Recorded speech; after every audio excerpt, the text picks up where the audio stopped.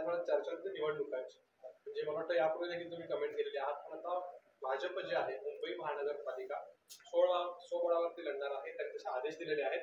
पण शिंदे साहेब मात्र कुठेतरी महायुतीमध्ये निवडणुका व्हाव्यात अशा प्रयत्न. नाही, मला नाही असं वाटत की भाजपनं मुंबई महानगरपालिका स्वबळावर लढणार आहे अशा पद्धतीचं कुठं सांगितलेलं आहे. शेवटी पार्टीमध्ये आम्ही चर्चा करत असताना स्वतःच्या पार्टीची ताकद वाढली पाहिजे, पक्षाची ताकद वाढली पाहिजे, म्हणून स्वबळावर जरी वेळ आली तरी लढलं पाहिजे ही भूमिका घेत असतो.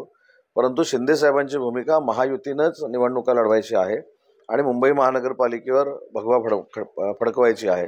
आम्ही आता तालुक्यामध्ये म्हणजे बंड्याशेठ असतील, बाबू माप असतील, आम्ही सगळे ज्यावेळी बसतो, राजापूरमध्ये किरण भैया असतील, आम्ही प्रत्येकजण असंच सांगतो की आम्हाला महायुतीनं लढायचं आहे. त्याच्यामुळं महायुतीनं लढायचं हे निश्चित आहे. परंतु स्वतःचा पक्ष बांधत असताना, स्वतःची संघटना वाढवत असताना आम्ही स्वबळावर देखील लढू शकतो हे कार्यकर्त्यांचा जोश वाढवण्यासाठी, त्यांच्यामध्ये ऊर्जा येण्यासाठी सांगावं लागतं.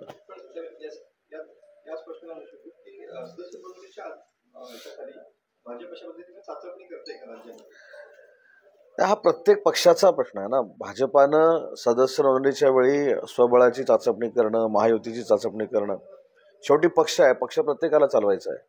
आता काल जसं एकनाथ शिंदेसाहेब नाशिकमध्ये होते, नाशिकमध्ये काही प्रवेश झाले, त्याच्या अगोदर जालनामध्ये होते, जालनामध्ये प्रवेश झाले, नांदेडमध्ये होते, नांदेडमध्ये प्रवेश झाले, आज रत्नागिरीमध्ये आहेत, रत्नागिरीमध्ये प्रवेश होत आहेत. भविष्यामध्ये पश्चिम महाराष्ट्रातले काही माजी आमदार UBT सोडून शिवसेनेमध्ये येत आहेत. असं काय नसतं, प्रत्येकाला प्रत्येकाचा पक्ष वाढवण्याची म्हणजे जबाबदारी असते आणि ते त्याचं कर्तव्य आहे ना. प्रत्येकाची पार्टी प्रत्येकाने वाढवणं ही कार्यकर्त्याची जबाबदारी आहे. त्याच्यामुळे त्यांना कसं आपण दोष देणार. रत्नागिरी 24 न्यूज चॅनलला आताच सबस्क्राइब करा आणि शेअर करायला विसरू नका.